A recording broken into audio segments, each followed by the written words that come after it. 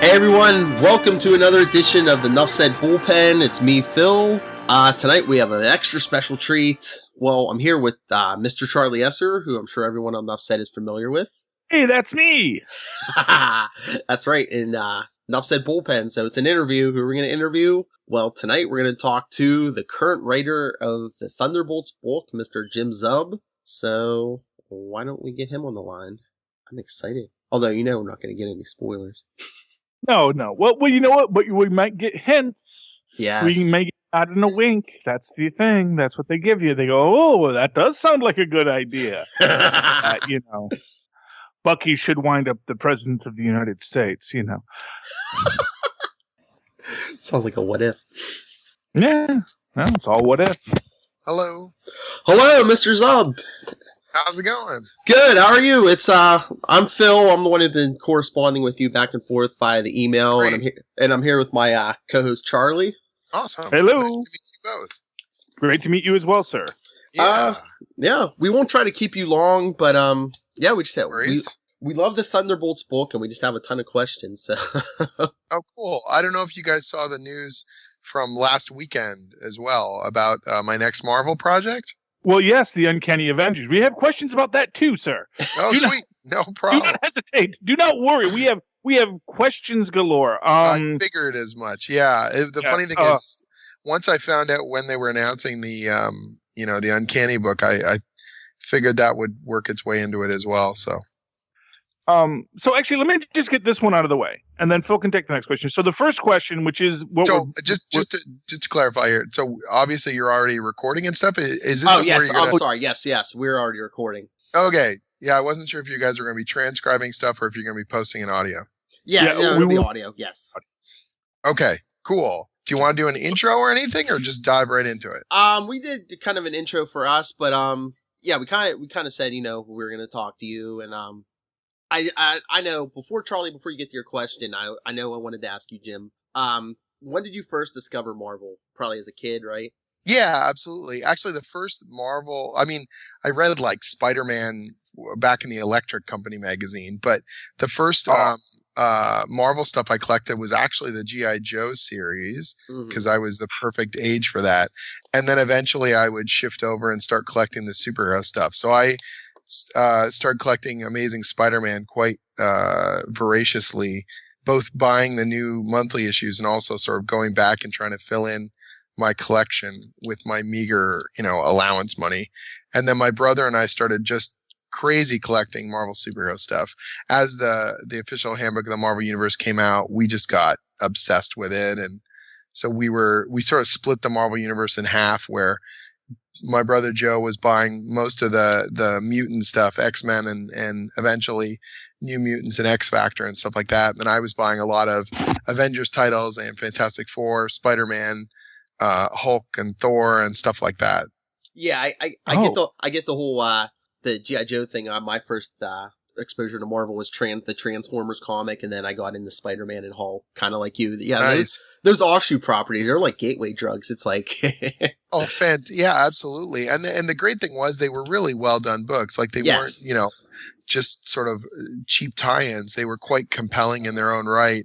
And just made for good reading and really got me hooked. So, but yeah, once we really dove into the superhero stuff, I was really, really hooked. And so my brother and I, we bought as many Marvel books growing up as we could.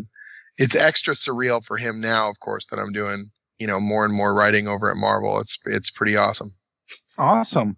Okay, so like the big question that we have right now is you're taking over Uncanny Avengers, which we're excited about because we're both big Uncanny Avengers readers. It's a great Jerry's done a story. Wonderful job on that book. It's just an absolute blast. Yeah, it is fantastic. Are you going to continue with the Thunderbolts, or are you switching, or are you doing double duty? So during Secret Empire, Thunderbolts is not going to be running. So the series is basically on a hiatus during Secret Empire. And once people read issue 11 and 12, they'll know exactly why. Because obviously Bucky's going to be a big part in the stuff that's coming up with Cap and the Secret Empire stuff. And then the Masters of Evil has a part to play as well in the Secret Empire stuff. So I can't say anything else without spoiling it. No, I understand. And so it just made the most sense to have the Thunderbolts sort of not running during that. And we're still finalizing our plans for post Secret Empire. What shape, if any, the Thunderbolts are going to take moving forward. So I've got a story pitch in right now, and I'm just waiting to sort of hear one way or another what we're going to be doing. Awesome. I certainly hope you are continuing with that, because it is, and honestly, it's a great book. Thank you. It is a wonderful book. I'm really excited to see what you do with the Uncanny Avengers. Now for me, I'm wondering with the Uncanny Avengers. I mean, if I can go to my next question, Phil. Sure, go ahead. Yeah, because we're partners, so I gotta switch up. So, in many ways, the raison d'etre of the Uncanny Avengers is the Red Skull with Xavier's brain. Right. I mean, obviously, that wasn't their original origin. Now, we don't know that that's going to get resolved by the end of the current run, but I gotta think it's going to be. I gotta think that's not going to be left on the table. Okay. So I can't confirm or deny anything. So obviously. Let us say that at some point.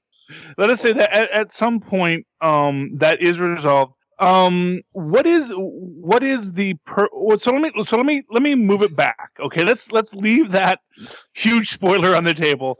Let's say, what to you is the purpose of the Uncanny Avengers? Who are they to you as you're creating these characters, especially if they are going to be something that is existing beyond just that original story? Right. So to me, the original, their original purpose as the Unity Squad was this idea of showing that, both mutants and humans, specifically the Avengers, can work together for a better future, that they are both heroic and worthy. And under the title of the Avengers, organized by Steve Rogers, that they would be able to show that to humanity.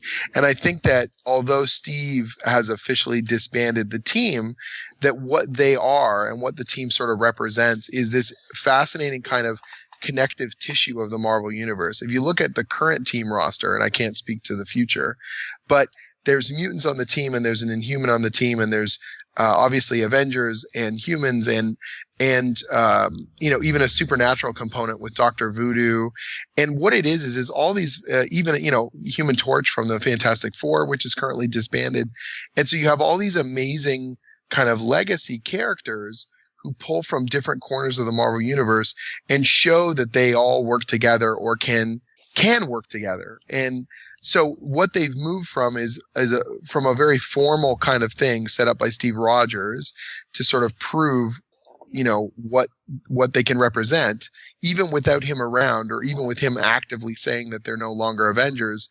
They are sticking together with each other because they have personal bonds now, and they have personal missions that are required to be, completed. In this case, the Red Skull and Rogue and the other Avengers want to, redeem, it sounds a little odd, like Xavier's brain. They want to, stop the Red Skull. But above and beyond that, whether it's Brother Voodoo or everyone else, each of them has their own sort of personal missions and personal things that they need and have sort of, they're pulled to each other because now they have these bonds of friendship and loyalty to look out for each other and to help each other and to grow as a sort of a non-team team, if you will, like that they don't need a charter, that they don't need an Avengers, sanctioning in order to do what they do together.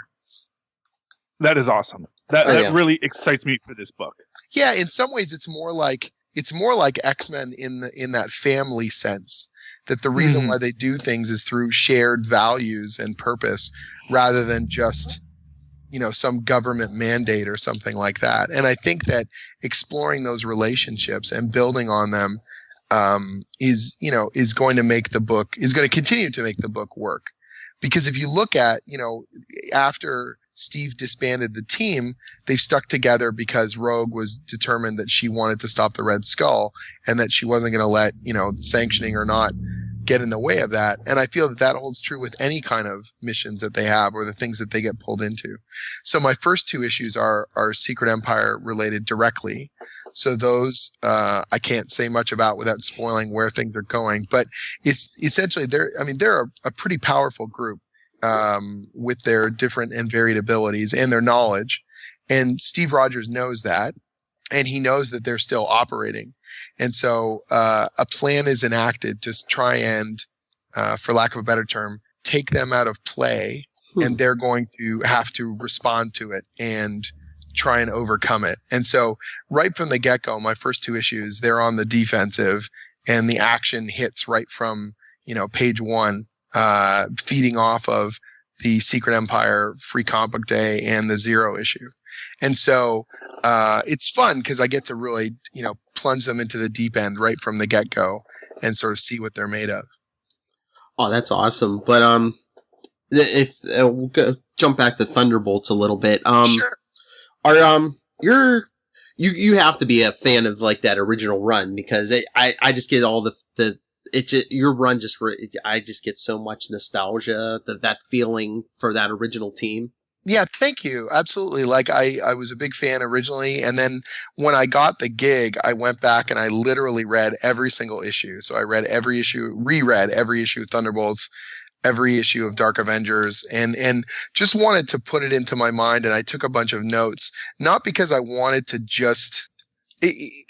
I don't want to plumb the past endlessly. And I think it's really important that it's got to be nostalgia with purpose. Yes. And it's got to be nostalgia that is not pushing out the ability for a new reader to understand it. I think people can get really wound up in retelling the same kinds of stories or getting so kind of up their own butts on continuity that it's impenetrable for a new reader. And so it was really valuable to me to say, okay, all the things that have happened. Like these stories took place, and if it makes sense, then we will reference them. But I'm not just endlessly captioning stuff, go back and read issue XX or whatever. That's not the point of this book, that we have to move the ball forward while acknowledging and using continuity in a way that strengthens storytelling. So these characters, whether or not you've read the original books, you quickly understand that they have a bond, that Bucky is the new sort of leader, but that the other characters have all, been doing this before, and that the relationships they've built up, positive and negative, play into how they interact with each other and whether they like or hate each other and how they treat each other and all that sort of stuff. And so that was what I felt was great about the continuity, was being able to build a sense of familiarity and not be starting from zero, but that there's enough evidence there when I'm writing that if you've never read those issues, you can quickly get up to speed. Oh, this person likes that person. Oh, Moonstone obviously is, this toxic presence to a lot of the other people there, but she's also a powerhouse and so on and so forth. But, her and Fixer have kind of similar, ideas, or that that Fixer, and her have got machinations, but that they're both really useful in other ways to the team and so on and so forth. Yeah, no, okay. To that end. Oh, sorry. I was gonna say, no, you were very successful. Yeah, no, it's fresh. It's a fresh take, but yeah, it gives you that classic feel. Thank you. Oh yeah, but to that end, so with all the, because here's this thing, and it just popped into my head right now. So I haven't run this by Phil yet, but how important is the Ghost to this storyline? Because it's striking me right now. You know what? We don't know that he's affiliated with Zemo. Right. We don't know who he's affiliated with. We just know that the Ghost was there, and even Kobik couldn't see him. Right. And so I don't. And again, no spoilers, obviously. Yeah, totally. So Ghost is in there partially. Any of the stuff that's happening story wise is indulgent in the sense that Tom and Alana, my editors, have been very open to letting me sort of run with the ball. And Ghost was a character I wanted in there because I just love him from the Jeff Parker run, and I think he's a scream. and he's hilarious and just awesome. And so the first second that I had where I said, oh, it would be really cool if we brought Ghost back. And they were like, okay, how? And then we talked about it. So he is, I don't want to give away what he's up to, but he's he's exactly that in the sense that you don't know where he fits into this whole thing. You could assume one side or another, that he's working with Zemo or that he's got other machinations, and I can't confirm or deny any of them, but that there is a purpose, obviously, that we're working with, and him sneaking around has been a really fun thing to sort of inject into it, because in some ways it's again very nostalgic for me. I used to love reading the Marvel books. Claremont was really crazy about this, where he would insert something and then it wouldn't pay off until many months later, and so yeah. The ability to do that, to just sort of say, oh yeah, there's this thing, don't forget about that, and be able to build something fun into it. I love that kind of stuff. I love being able to layer in those little elements and hopefully pay it off in a fun way that readers don't see coming. But once you read it, you go, oh yeah, I'm totally down with that. That's the balance, right? You want it to be a surprise, but then once it pays off, you're like, oh, that's appropriate, even though I didn't see it coming. And so those little bits, there's some thematic bits that we've been building into the story that are going to pay off in 11 and 12 as well, that I hope people are excited about. Even that thing in issue 10, I'm assuming, your listeners, if they read the anniversary issue or at least have some passing knowledge, that, this Kobik has been sort of tempting Bucky with, that she can change things, improve things, fix things, make things better because of her reality, warping powers. And we as the reader know that she's, used those in the service of Hydra and the Red Skull, but Bucky doesn't know that. And so there's this underlying creepy menace to the whole thing that I was able to build up over months. That was a lot of fun because, once you look back on those issues, you're sort of like, oh man, this is way creepier and has way more ramifications than Bucky realizes, and we're going to see sort of the full extent of that in the upcoming issue 11.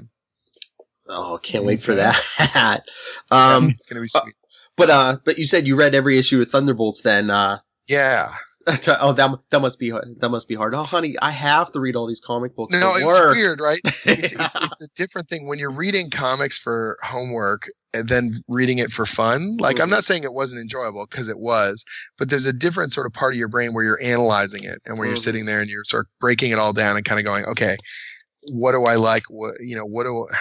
When it comes to continuity or when it comes to characterization, particularly with long running characters who have had multitudes of adventures, right? Where, the Thunderbolts have had hundreds of issues of adventures.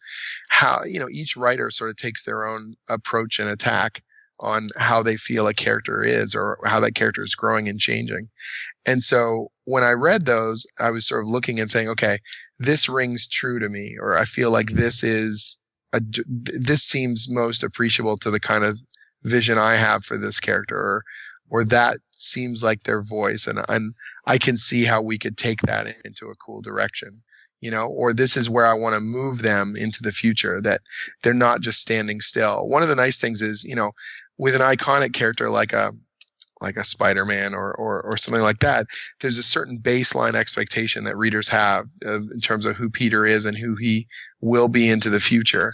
But with these characters, particularly villains and characters who have been so broken and changed over the years, there's a lot more flexibility to inject new directions for them or to move them in a new direction.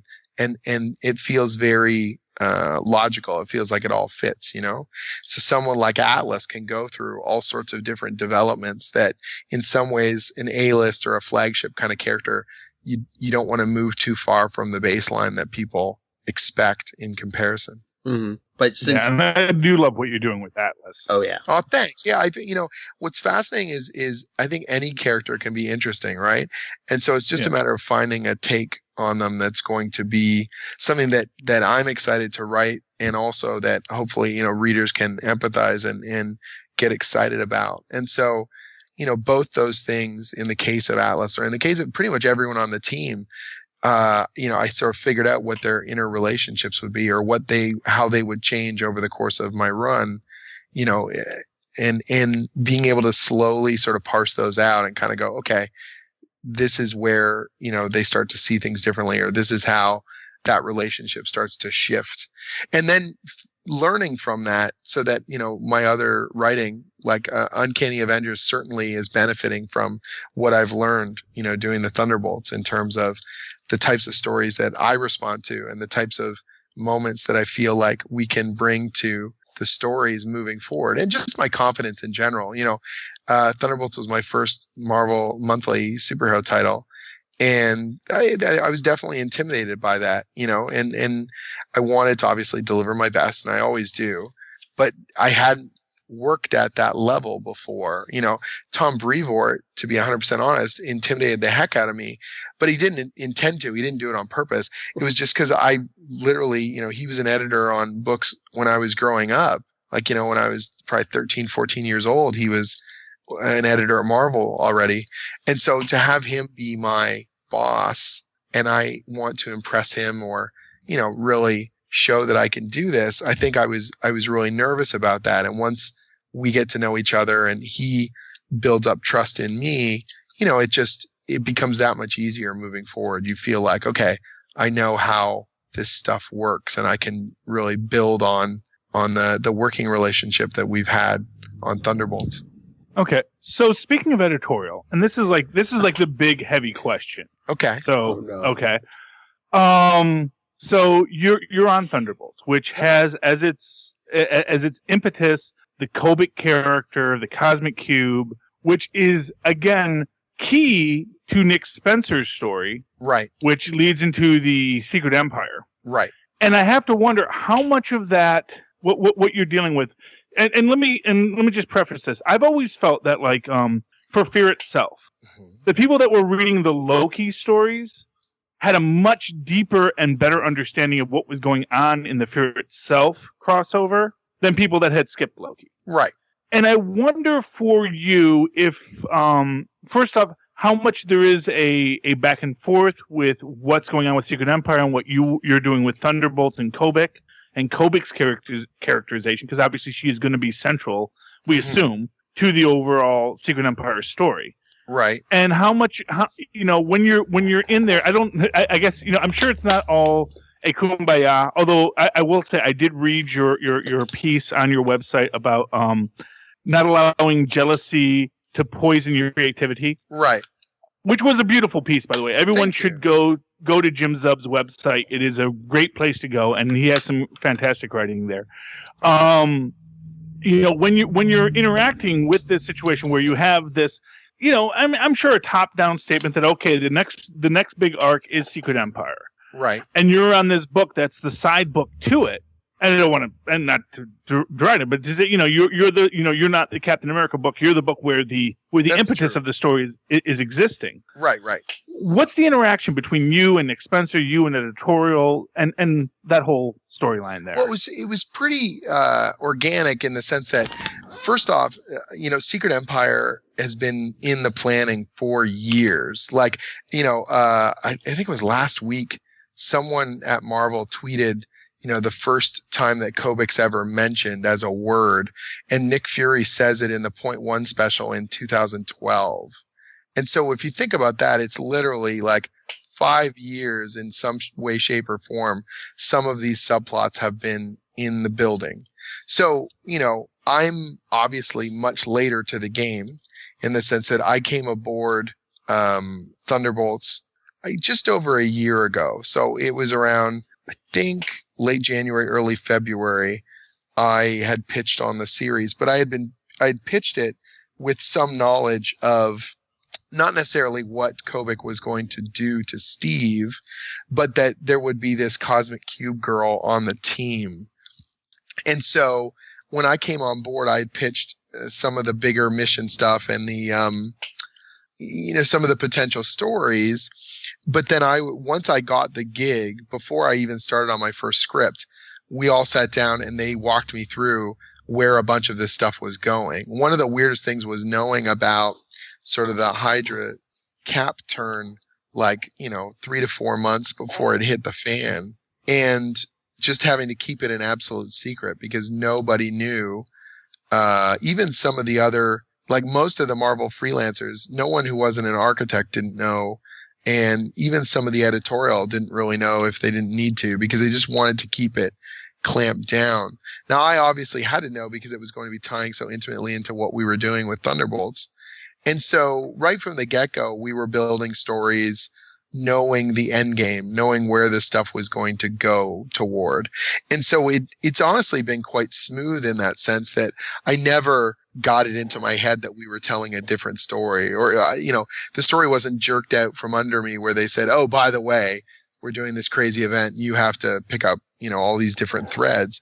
I was aware right from the get-go what Kobik's role was going to be, how, Pleasant Hill and was going to feed into it, and stuff like that. And so for me, it's really been, making sure that the book stands on its own merits, but that it's always going to reinforce and strengthen the stuff that we, that Nick was building for Secret Empire. And that, again, that the book had its own story to tell, that it wasn't just sloppy seconds to the Captain America book, but that we were certainly strengthening some of the thematic stuff that they were going to be tackling.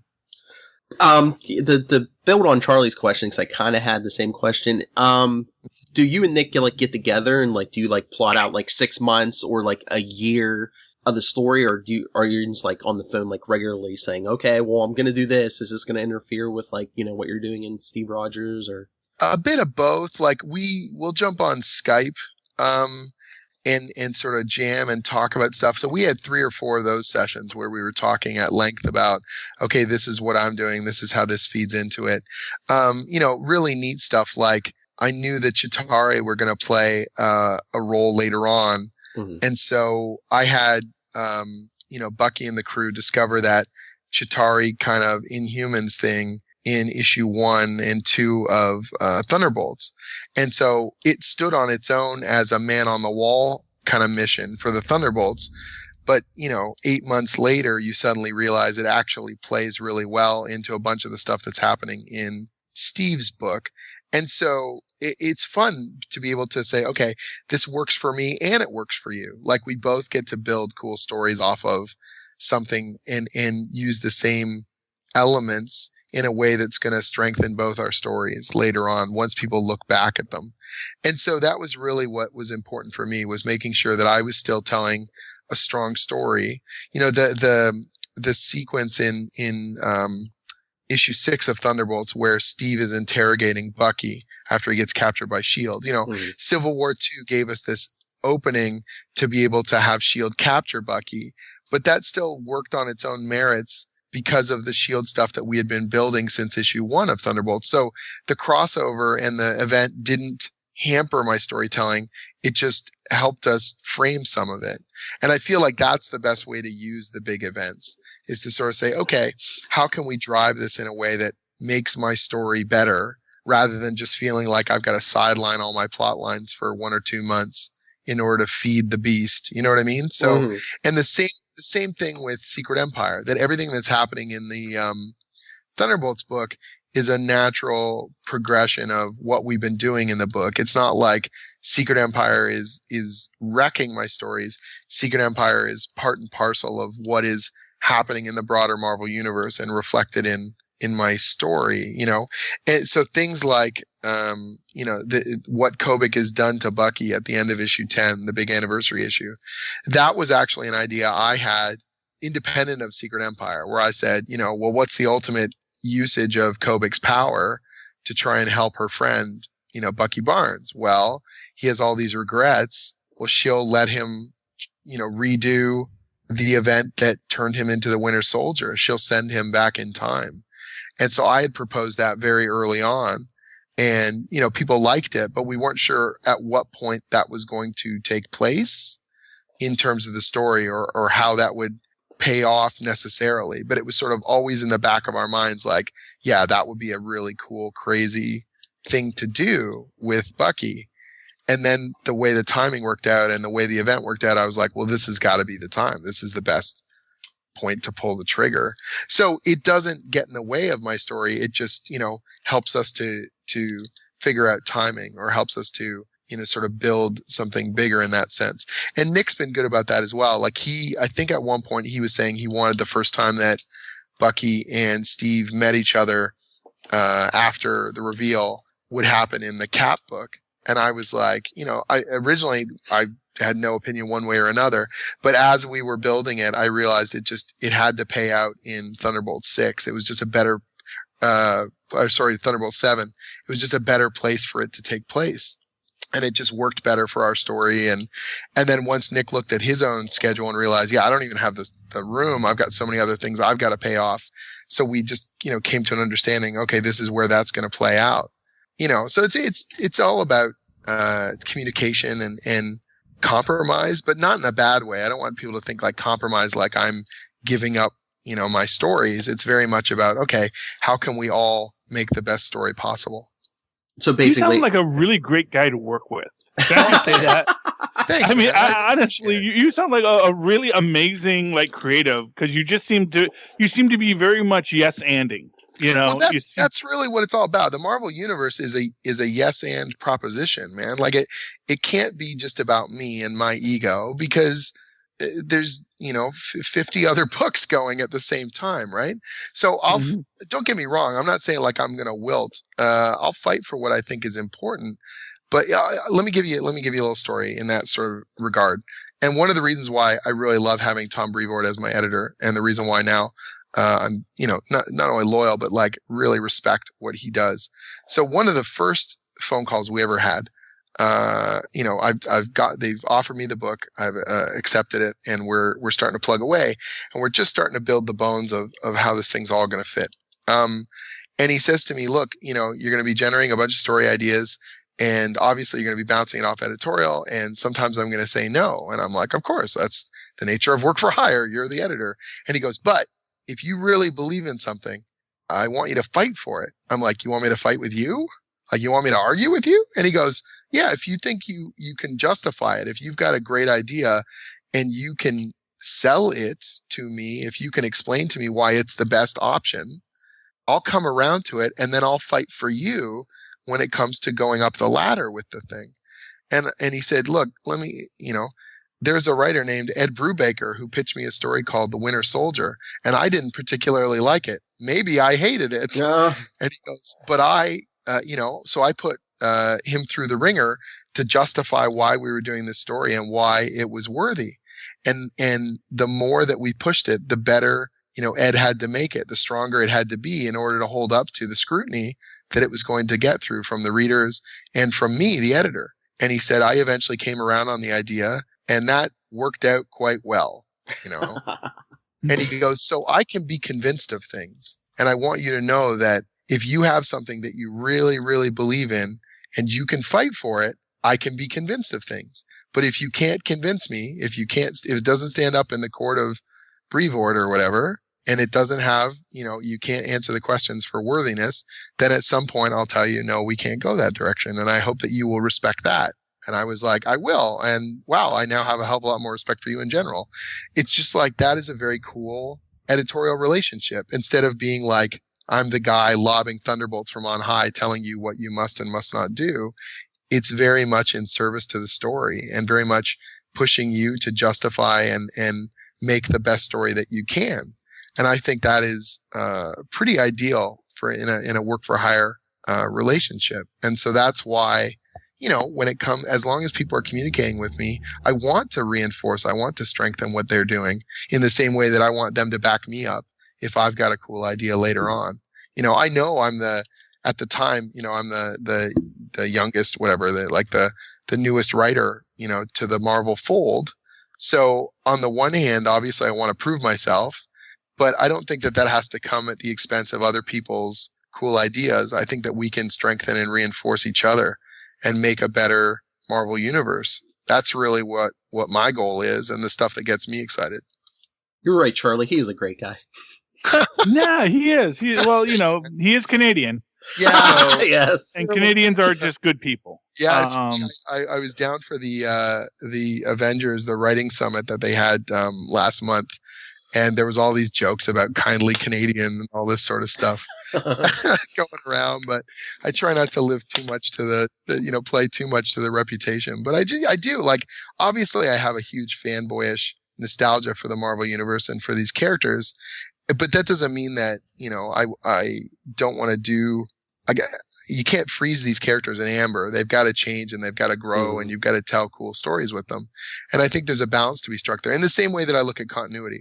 Like I don't want to be a slave to continuity in the sense that I have to have every character spouting their entire history every time they turn around, but where it's appropriate, and where it makes the most sense. And obviously these adventures have all happened. Then clearly I want to strengthen that feeling of legacy and history that this stuff has matters. You know what I mean?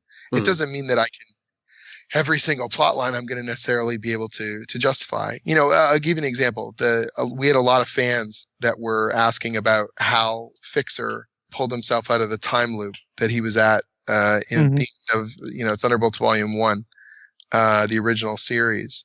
And it was something that I had thought about quite extensively. And there was a certain percentage of people, there was talk all around about whether or not we should spend time justifying this. Like, does it matter? Does it matter to look in the rearview mirror and to be, hey, look at this continuity thing and let's justify it? There was a time at Marvel where they would spend an entire issue just to correct a weird piece of continuity, in the series, in any series.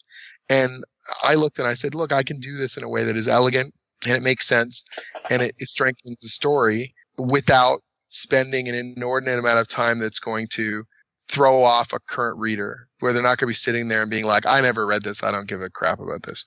And that was what we did. That I felt like that was the best balancing act, that if I can move through and I can justify and explain, then we'll do that, and if I can do that without 20 different asterisks pointing to past issues, then even better. Yeah. All right. I have some fanboy questions. You said you read every issue of Thunderbolts. You're the current Thunderbolts writer. Who is your favorite? Yeah. Who is your favorite Thunderbolt of all time? Oh man. So for weird reasons, right? So when I say favorite, and it's actually different now that I'm writing it. I think Moonstone's the best Thunderbolts character because she makes stories happen. She is a catalyst for cool and crazy things to happen. That's why I like Moonstone. I think that she is, wherever she goes, chaos is like in her wake, because she's selfish, because she's crazy, because she's difficult, because she's conniving, because she's scared, because she's maybe a hero beneath all these broken bits of who she is. And so as a writer, she's so useful to be able work with, because you can just put her in a scene and the tension starts to rise. She says the thing that no one's supposed to say. She pulls out someone's flaws and pulls it out into the light and tells everyone. She's vicious and she's cruel and she's judgmental. And so the minute she comes into a scene, it's like, man, stuff's going to happen. And, and that's what I like about writing her, is that you don't have to worry about justifying why people are on edge or why emotions are flaring or why bad decisions have been made. Moonstone's here. And so we got a story to tell. And that's why she's a lot of fun to write. And so I wasn't like a huge fan necessarily of her back when I read the issues originally. I was like, oh yeah, she's one of the characters, whatever. But as I read it and I started to realize the potential for that kind of a character. Do you know that that World of Warcraft meme, Leroy Jenkins, the guy who dives into the room and he just gets himself in trouble and everyone's got to run after him? She's like a Leroy Jenkins character. She just causes trouble. She just breaks things. She makes stuff happen. Those are characters that are invaluable. I write the official Dungeons and Dragons comic, and there's a character in that series named Minsk, and he's this big moronic warrior who is unbelievably courageous and has terrible judgment. What a great character. What a fun character to put into a scene. Because if anything slows down, he gets bored and he goes off and makes things happen. And as a writer, you're like, oh, you're just solid gold. Because now I'm never bored. You know what I mean? And that's why. So Moonstone's my favorite Thunderbolt for a very selfish writing reason. Okay, since you brought up the Dungeons and Dragons comic book, I have to ask you: Sure. Are you ever tempted to reference the '80s Dungeons and Dragons cartoon? I haven't yet, but I definitely am tempted. Between that and my friends who play D&D desperately wanting me to put their characters into the comic, I need to sort of try to keep all these influences in check. Yeah, absolutely. No, that's the fun thing about playing with any of these things. So I had a friend of mine. I put him into issue 7 and 8 of Thunderbolts. He's one of the Shield agents that gets his butt kicked in the background. And John Malin and Sean Izaakse, who drew those issues, very kindly drew my friend in there as a Shield agent. And he wasn't originally supposed to have any lines of dialogue, but then the editor was like, "Oh, I think they should have a conversation." And I was like, "Oh, I guess he's getting a speaking role," And all of a sudden, you can be a little bit indulgent in that way, just as long as you're not spending an inordinate amount of time indulging that stuff to the detriment of the story. Yeah, but now you do realize that 10, 15 years from now, some kid who read that comic fell in love with your friend, and now your friend is going to be the new Clay Quartermain. I hope so. That would be for Marvel Comics 15 years down the road. Yeah, someone else uses that agent and references him, and he just goes off and on his own little adventures. That would be great. All right. My other fanboy question I wanted to ask you. I don't know if this is technically a spoiler, but is it possible? I mean, in the anniversary issue of Thunderbolts, you brought back Jolt, and we have most of the original team back. Are we going to get some new version of Citizen V? Yeah, I can't really say. Okay. The only thing I can sort of say right now is that Roberto da Costa in U.S. Avengers has taken the title Citizen V just for his own sort of usage. Mm-hmm. That doesn't preclude us from ever having a version of the original, but that's the current Citizen V as far as I'm aware. Okay. So it's not. Yeah, that's all I can. I read U.S. Avengers and I love it. So Al's great, man. And Al is like an idea machine. So every time I talk to Al, I'm simultaneously inspired and intimidated because that guy's got like 100 ideas a minute. He's just constantly coming up with cool stuff. Okay, so I'm going to give you 2 quick fanboy questions, and then I don't know how long you want to go on this. So just real quick. Iconic Marvel character or team or group or idea, whether it's in existence right now or not, Fantastic Four, that you would love to work on.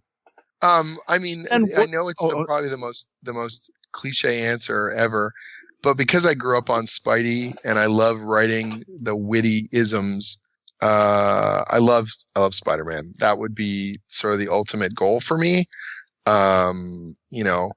I got to write some Spidey in the Avengers Monsters Unleashed special, and that just like whet my appetite even more so. I love Spidey so much, and I think it's a good fit for my sensibilities, both in terms of action and in terms of humor. So that's sort of the ultimate end goal. But that being said, Doctor Strange is also huge for me. Loved those books. Loved the run in the 80s, both the Master of the Mystic Arts and also the Sorcerer Supreme series. Yes. I thought they were both really, really great. And I feel like, both the fantasy stuff and the kind of out there weirdness I would be able to deliver on. The amazing and sad part is that as these characters get movies, I feel like they move further and further out of reach for me in terms of my career. Like I'm not a Bendis or whatever, where you obviously want to get crazy A-listers, your Jason Aaron or whoever, to write these movie-centric characters. So, it was like when they announced the Doctor Strange movie, I'm like, well, that puts him on another pedestal now that may be out of my reach. But someday, who knows? Anything's possible. Okay. Hey, you have Bucky. Bucky's in the MCU.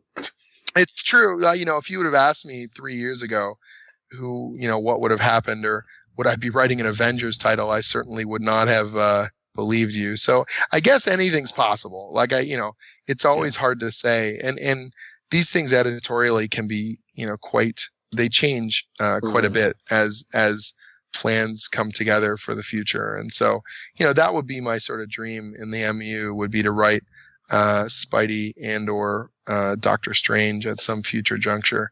Not that I have any problem with my current slate by any means. Yeah. And to that end, especially speaking about characters that maybe you perceive as out of reach, who is the forgotten B character that you dream of writing? Your Boulders, your Fiona Fitzhughs, your Man Mountain Marcos. Who's the Man Mountain Marco? Holy crap, man!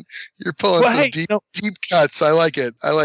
Dave Parker brought back Deadly Nightshade in some amazing status, and I only knew Deadly Nightshade from the Handbook to the Marvel Universe, but I fell in love with her there, and I've fallen in love with her over at David Walker's book. So at by Avengers. I love when people are able to reinvigorate an old character and make them awesome, like make them really, really cool or really interesting, and take a new sort of take on them, like give readers a reason to fall in love with these characters sort of all over again. I think that's one of the weirdest things about the Marvel, the cinematic universe is, you look at something like the Guardians of the Galaxy and you're like, these were Z-list characters, for such a long time. And then to turn them into these world-beating A-list movie characters, it's pretty stunning when you think about it. When this time of pop culture comic books that we live in, it can be ultra surreal. Not to tangent too hard on this, but I was heading to Seattle for the Emerald City Comic Con, and I got to go over the border because I'm Canadian, and so I'm going through customs, and they asked me why I've got work written down. What am I doing for work? And I said I'm going to a comic convention, and they're like, "Oh, you work in comics?" And I said yes. And so what do you do? I said, well, I'm writing the Avengers. And the guy at the border, this border crossing guard, is like asking me questions about the Avengers because everyone knows the Avengers now. Everyone knows the Marvel Universe. So we live in such a weird time, My parents finally realized this is a real job, all that sort of stuff. And for the record, since I brought up the Canadian thing, I do want to make the statement that I am a Canadian citizen. I have no ill will towards Canada. They are. I was raised steeped in Canadian culture. So excellent. But do you have that back pocket character? Like, man, one of these days I'm going to write that great story about Ulik the troll. Do you have that character that you just you haven't found it yet? Because I'm sure you could write in Ulik tomorrow if you wanted to. Right.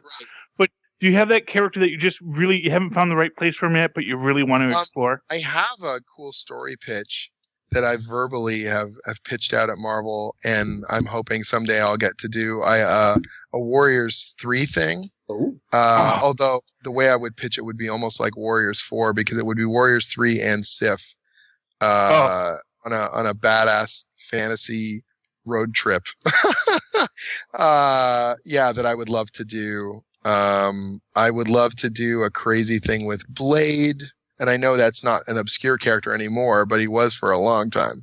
I have a kooky thing that I would do with Bloodstone, that I like, the original Bloodstone. Which would be pretty cool. And I think everyone jokes around that they've got a power pack thing, but I actually have a weird power pack thing, and so who knows if that would ever come about. But yeah, those are kind of my weird corners of the Marvel Universe, deep cuts. See, I would love to do, for me, I'd love to do a Netflix show with Volstagg and Sif, traveling the world, solving crime. Yeah.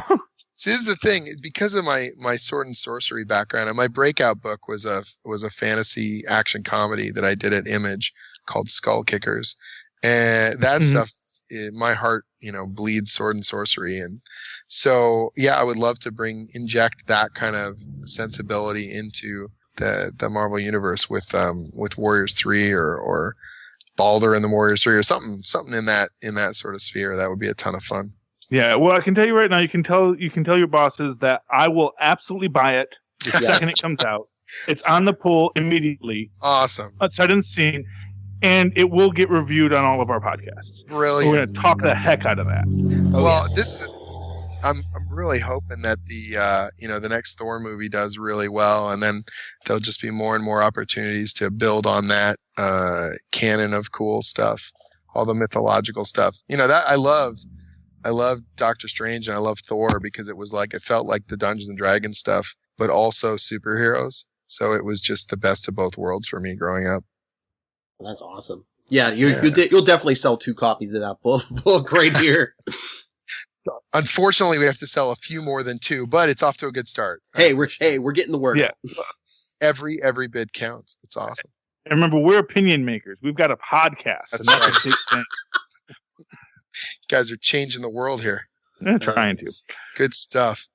But yeah, it's it's been a really fun time. It's amazing to me that I've been writing now monthly Marvel stuff for about a year, and how good it feels, like how much fun it's been, and that I'm still very enthusiastic and excited about the future. And there's still a lot more cool stuff coming down the pipe, that people don't even know about.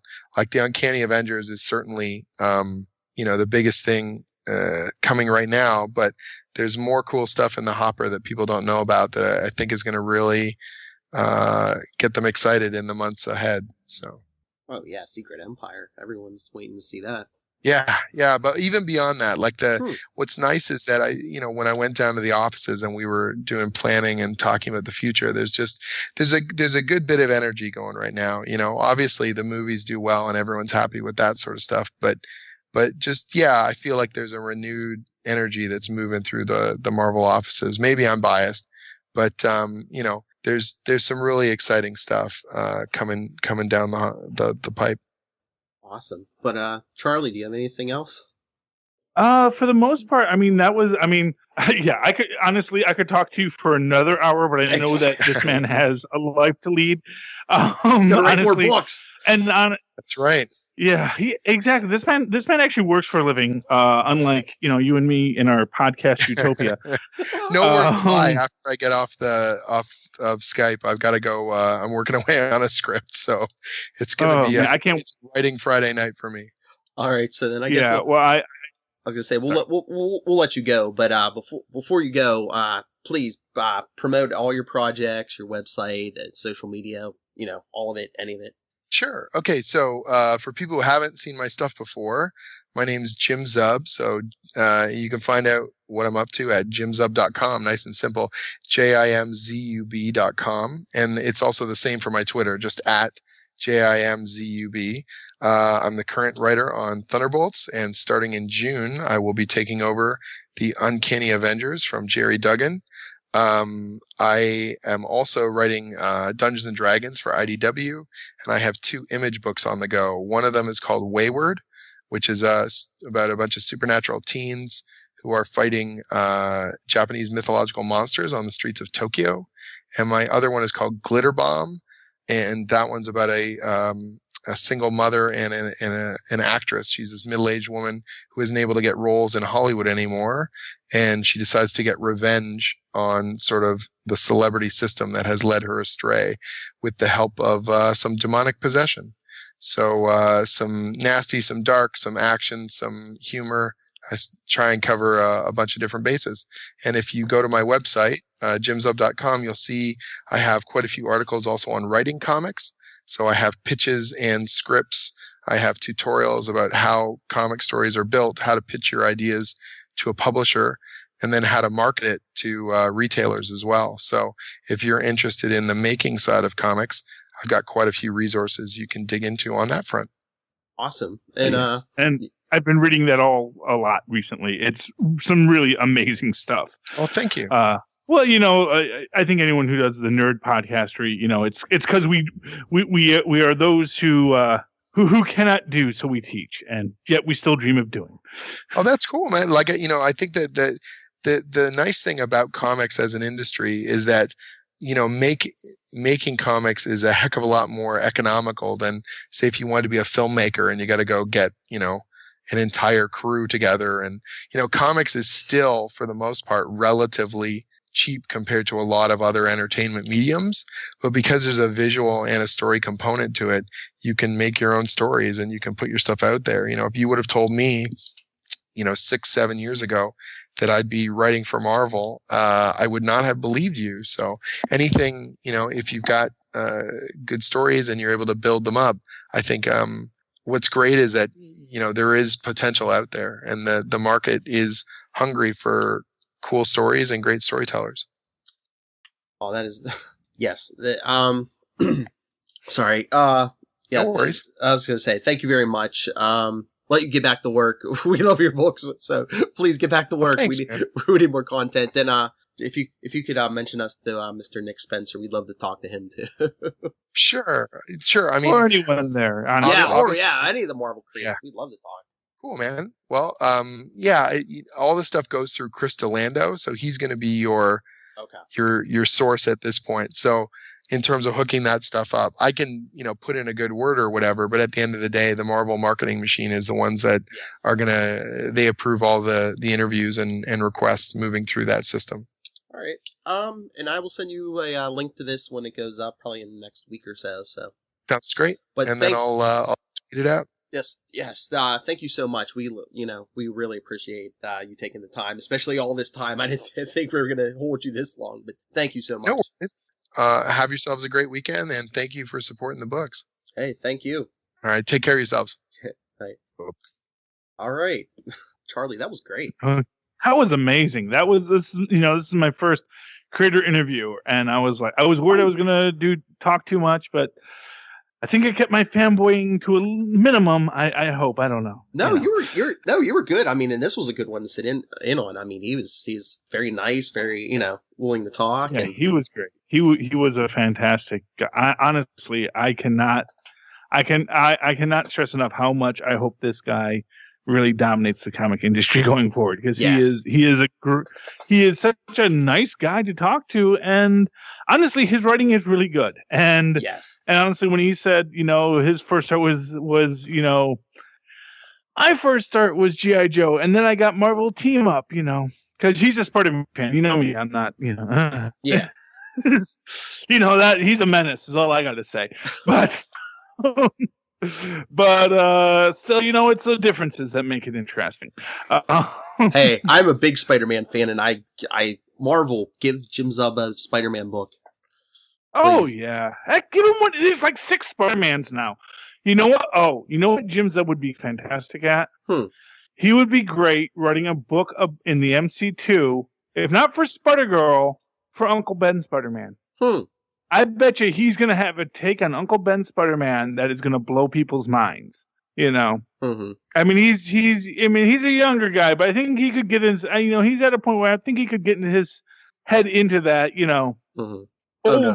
Older Spider-Man guy. Yeah. Oh no, I'm greedy. I want him. I want him on Peter Parker. Spider-Man. Yeah. Oh yeah. Well, there are like 6 different Peter Parker Spider-Mans too. Not even counting the Ultimates and. Yeah, they love that Spider-Man. Spider-Man, as it turns out, was a really popular character. Yeah. Yeah. All right, let's get out of here. We're going over an hour with these people. All right. Please email us. Tell us what you thought. I guess send it to